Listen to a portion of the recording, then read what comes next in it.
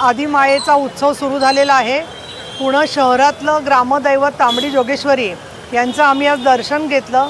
त्यांना विधिवत प्रसाद, तुपाचा प्रसाद, पुरणपोळ्या तसंच महावस्त्र, हार, श्रीफल देऊन देवीच्याकडे आभार मानले की अतिशय चांगल्या प्रकारे समाजामध्ये विकास आणि प्रगतीचं काम सरकारच्या वतीने चाललेलं आहे। महिला तंत्रज्ञानाचा उपयोग चांगल्या प्रकारे करत आहेत। क्रीडा क्षेत्रामध्ये पण स्त्रियांनी चांगल्या प्रकारचे विक्रम केलेले आहेत। कालच स्मृती मानधनाने विराट कोहलीचा विश्वविक्रम मोडलेला आहे, कमी वेळामध्ये जास्तीत जास्त रन करण्याचा। त्याचबरोबर उच्च शिक्षणात महिला आहेत। आपण आज बघतोय की महिला पोलीस सक्षमपणे काम करत आहेत। तर मी देवीच्याकडे कृतज्ञता व्यक्त करते।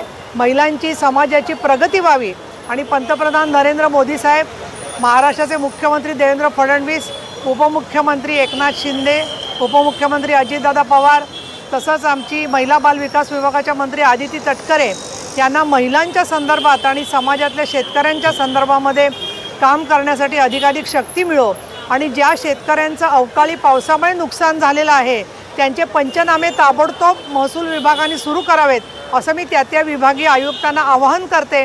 आणि मी लवकरच महाराष्ट्रामध्ये सोलापूर, कोल्हापूर, धाराशिव, नाशिक या ठिकाणी दौरा करणार आहे।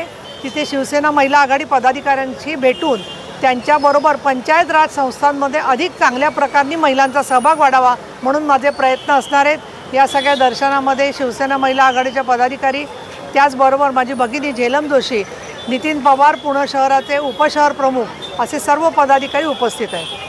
ताई, तुम्ही नवरात्रोत्सवानिमित्त दौरा देखील करताय, पण सध्या लाडकी बहीण योजनेवर जे काही अपप्रचार सुरू आहेत किंवा काही मेसेज व्हायरल होत आहे, तर त्याबद्दल महिला वर्गाला तुम्ही काय आव्हान करता? मी असं म्हणेन की विरोधी पक्षाचं वागणं हे एका मराठी म्हणीसारखं आहे की नावडतीचं मीठ अळणी। त्याच्यामुळे आम्ही सरकारमध्ये आहोत, त्यांच्या विरोधात जिंकून आलेलो आहोत म्हणून फक्त नावडते असल्यामुळे सातत्याने एका दूषित भूमिकेतून हा अपप्रचार केला जातोय। नियमाप्रमाणे योजना चालवणं आमचं कर्तव्य आहे, त्याप्रमाणे सरकार करतंय। आणि एकनाथजी शिंदे यांनी सांगितलेलं आहे, ग्वाही दिलेली आहे, कुठल्याही परिस्थितीमध्ये लाडकी बहीण योजना बंद होणार नाही। शिवभोजन थाळीसाठी सुद्धा तरतूद केल्याचं चंद्रशेखर बावनकुळे यांनी सांगितलेलं आहे। त्यामुळे सगळ्या चांगल्या योजना ज्याचा महिलांना लाभ होतोय। आज तुम्ही पाहिलं की पुणे महापालिकेने सुद्धा देशात आणि राज्यात स्वस्थ नारी सशक्त नारी या प्रकारचं इथे अभियान चालवलेलं आहे आणि त्यामुळे सरकारचा आटोकाट प्रयत्न महिला आणि समाजाच्या विकासासाठी चाललेला आहे।